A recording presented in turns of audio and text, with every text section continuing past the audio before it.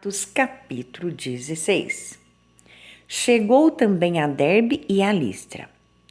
Havia ali um discípulo chamado Timóteo, filho de uma judia crente, mas de pai grego.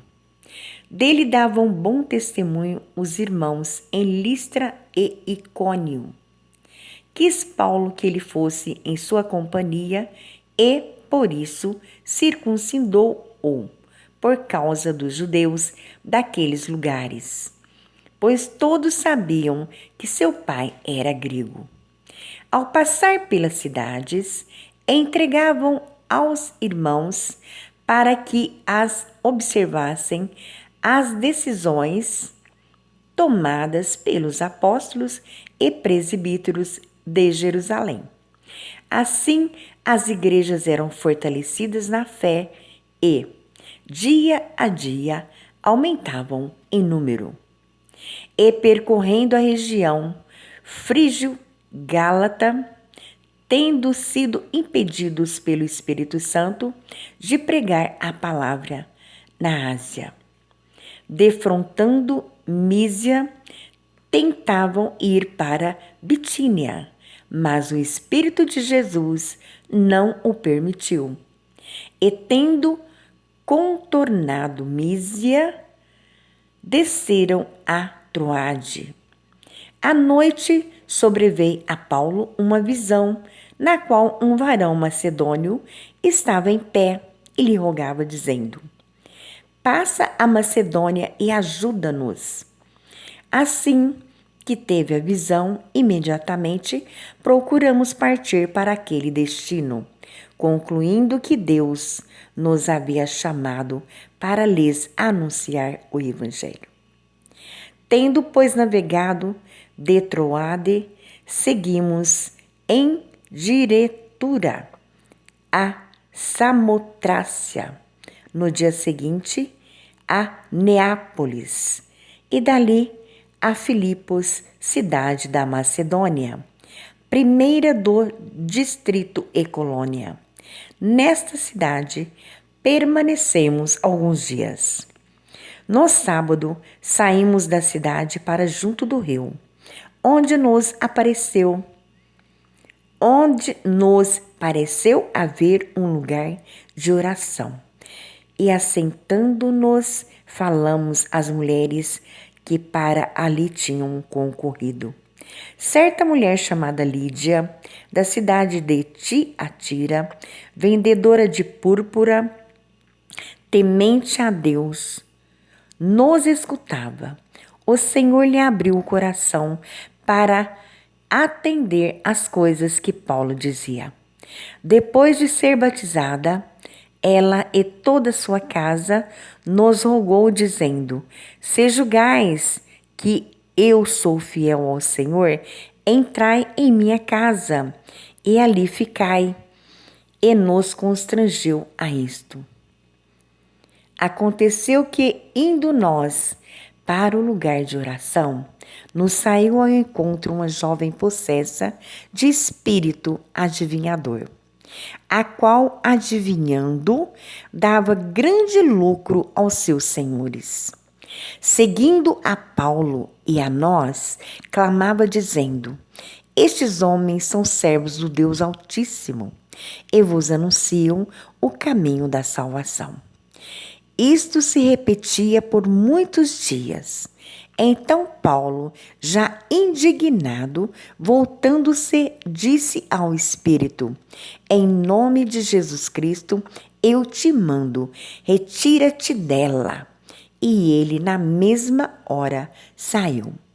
Vendo os seus senhores que lhes desfizera a esperança do lucro, agarrando em Paulo e Silas, os arrastaram à praça à presença das autoridades. E levando-os ao pretores, disseram: estes homens, sendo judeus, perturbam a nossa cidade, propagando costumes que não podemos receber nem praticar, porque somos romanos. Levantou-se a multidão, unida contra eles, e os pretores rasgando-lhes as vestes, mandaram açoitá-los com varas. E depois de lhe darem muitos açoites, os lançaram no cárcere, ordenando ao carcereiro que os guardassem com toda a segurança. Este, recebendo tal ordem, levou-os para o cárcere interior e lhes prendeu os pés no tronco. Por volta da meia-noite, Paulo e Silas oravam e cantavam louvores a Deus, e os demais companheiros da prisão escutavam. De repente, sobreveio terremoto tamanho que sacudiu os alicerces da prisão. Abriram-se-lhe todas as portas e soltaram-se as cadeias de todos.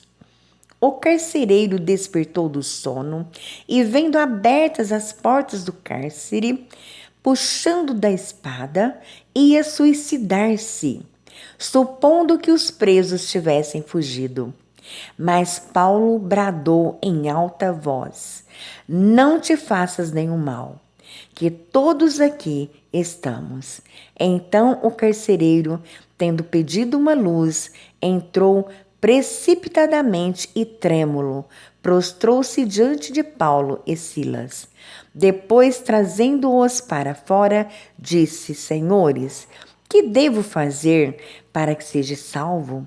Respondeu-lhe: crê no Senhor Jesus Cristo e serás salvo tu e a tua casa. Crê no Senhor Jesus e serás salvo tu e a tua casa.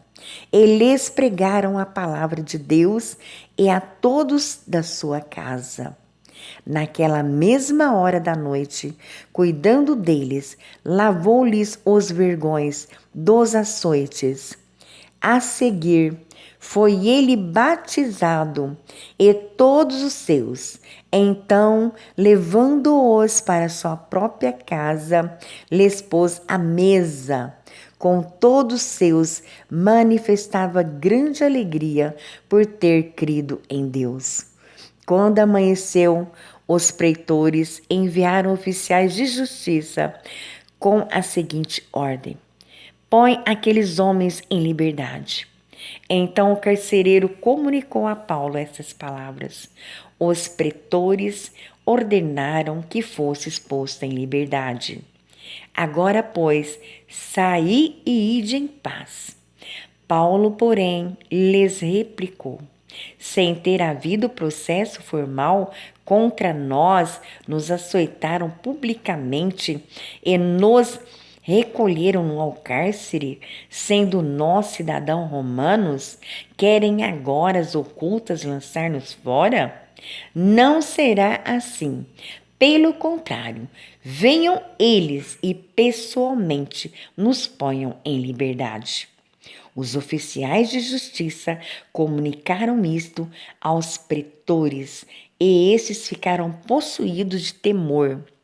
Quando souberam que se tratavam de cidadãos romanos, então foram ter com eles e lhes pediram desculpas. E relaxando-lhes a prisão, rogaram que se retirassem da cidade. Tendo retirado do cárcere, dirigiram-se para a casa de Lídia. E vendo os irmãos, os confortaram. Então partiram.